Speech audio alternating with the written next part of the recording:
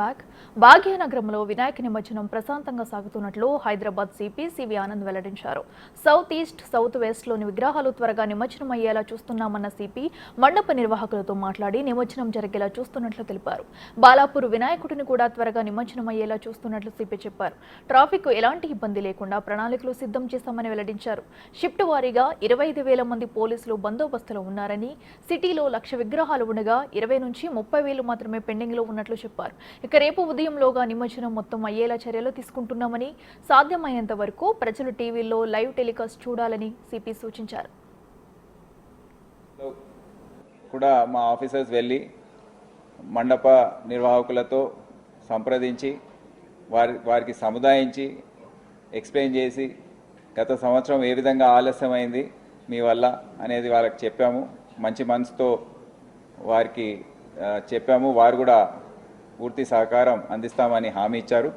దాని ప్రకారమే ఇప్పుడు మీరు డ్రోన్ ద్వారా ఇతర కెమెరా సీసీటీవీ కవరేజ్ మీరు చూశారు.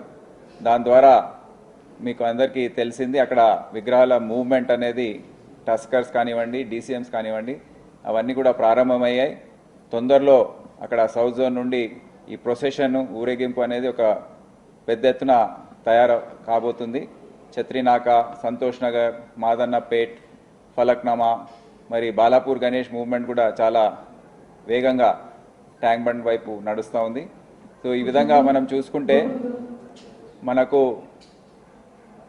ఈ రాత్రి ఇక్కడ ట్యాంక్ బండ్ కానివ్వండి, ఎన్టీఆర్ మార్గ్, పీపుల్స్ ప్లాజా ఇక్కడ వెహికల్స్ నిండుగా ఉంటాయి 6-7 గంటల వరకు. అదే కాకుండా రేపు ఉదయము గత సంవత్సరంకి తేడా వేరేగా ఇప్పుడు ఒక 3-4 గంటల ముందే ఇది మనం ముగించుకునే అవకాశం ఉంటుంది. ఉదయం 6-7 గంటల వరకు మెయిన్ రోడ్స్ అన్నీ క్లియర్గా పెట్టుకొని ఏవైతే వాహనాలు ఇంకా రోడ్డు పైన ఉన్నాయో అవన్నీ నెక్లెస్ రోడ్లో తరలించి అక్కడ స్టోరేజ్ లాగా ఒక ప్లేస్ మేము ఎన్నుకున్నాము.